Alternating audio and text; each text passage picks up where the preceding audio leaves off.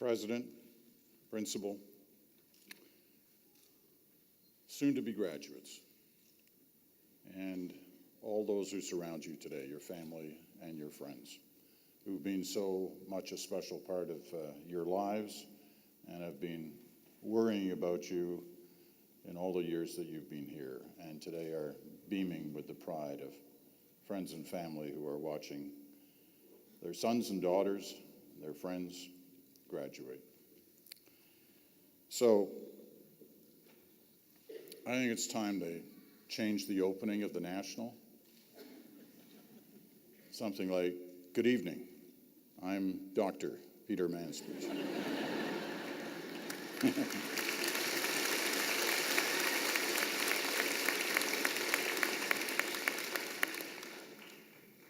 I'm also a chancellor. I'm a chancellor of a university in Atlantic Canada, Mount Allison University, where I've been the chancellor for the last 8 years. So I know how important this day is and the various emotions that must be running through all of you right now as you come to the end of this stage of your academic life and you've reached a goal that may have seemed so unattainable not that many years ago.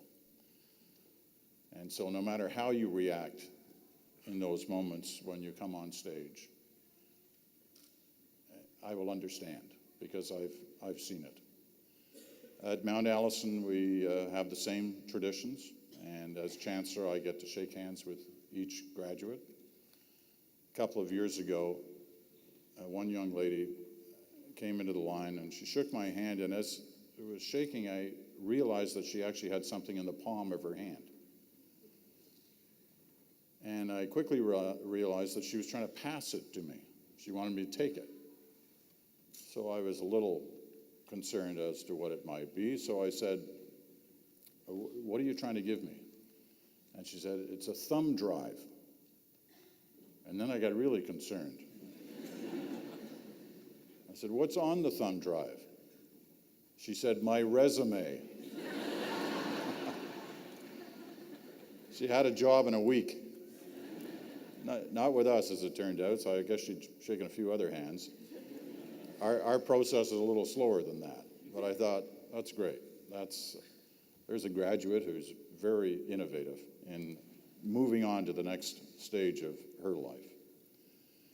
Now, as an honorary degree recipient, you're expected to leave graduates with a thought about the future, something they can take with them into their new lives, something that perhaps they'll never forget. My favorite came from a Canadian actor of the past, a fellow by the name of Lorne Greene. Most of the graduates today, if not all, probably never heard of Lorne Greene, but trust me, some of your parents and grandparents would remember Lorne Greene. He was honored by one of your fellow universities, just up the highway near Kingston, quite a few years ago. And after he'd received his honorary doctorate, he came to the podium like this, and he looked out at the audience and he said, "Buy a good bed. You're going to spend a third of the rest of your life in it. You want to be comfortable." And then he sat down. That was it. Now, listen, that was good advice. No question about that. I'll try to give you a thought to keep in mind as you leave this place. It may take a little longer than that, but it won't take a lot longer. It's an honor to be here at Wordsworth College alongside all of you who are graduating on this day. As you know better than anyone, Wordsworth is a very special place. And in preparing my remarks, I thought of J.S. Wordsworth, the conscience of Canada, a man who put the needs of others and the betterment of society above all else. Does that sound like many of our politicians today? Does that sound like many of us today? Wordsworth believed in simple values. Be kind to your neighbor. See the world as bigger than yourself, bigger than your problems, bigger than your successes. Work together to build a community that everyone can be proud of. Respect each other's values. Respect each other's beliefs. Those qualities, those values, are always worth remembering. They may seem simple. We may casually teach them in our classrooms, spout them as words of wisdom, but do we still adhere to them? Do we still govern ourselves by those simple phrases? I'm not sure anymore. The world is a complicated place. It's also a dangerous place, not only from war or terror or disease, all of which rightly consume us and challenge the way we live every day.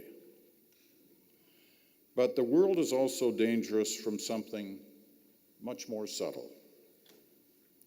Too many of us seem to be losing the will, not the ability, but the will to understand each other, to recognize that having different perspectives can be a really good thing.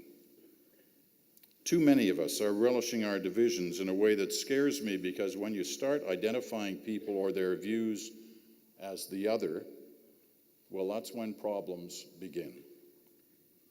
It's an inability to accept points of view that we don't share. It's a lack of caring to understand things that don't fit into our worldview.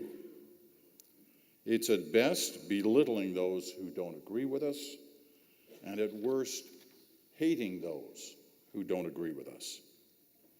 Hate, that is by far the greatest danger that we face today. You know, I always look at the end of a hockey series in the playoffs, two teams full of players who give it everything in their biggest games of their lives, who are out there ready to pummel each other, and they often do. Yet when it's over, there they are, lining up, shaking hands, laughing, even hugging. Now, I don't know how sincere that is, but it's always struck me, and somehow in the playoff season that just ended, it struck me more than ever. I don't mean to trivialize the seriousness of the issues that we face. The things that we often disagree on are much bigger than a hockey game. They're about our values. They're about our livelihoods, the safety of our family and our friends. The things that divide us are big things, and we can't ignore that, and we shouldn't. We need to face our disagreements and our divisions head on, but with passion, with conviction, and with respect. We must maintain the ability to disagree without being mean. I could give you examples, big ones, small, true, false, but again, you're all smart people. You're wired people.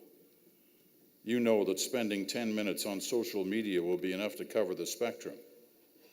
And that is how this pattern I worry about started, with anonymous trolls who relish in disrupting and shocking and outraging our collective moral sense of being. I wish it was just that small, insignificant, disruptive group, but it's not.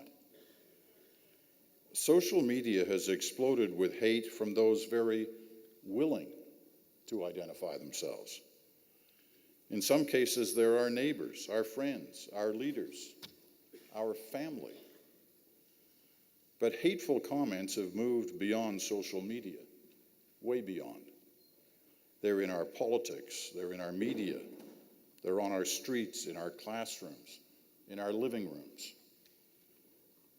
Now, let me be sure that you understand I'm not talking about everyone here, not at all. But the bar of what was once unacceptable has shifted, and it is hurting us as a society. This is a massive challenge. It's up to each of us, and especially now, each of you, to take this on. This is not some abstract be nice to others message. This is serious. It needs to be taken seriously. It needs to be challenged ferociously by each and every one of us in everything that we do, in every choice that we make. We need to challenge messages of fear, of hate, of falsehoods head on and with conviction.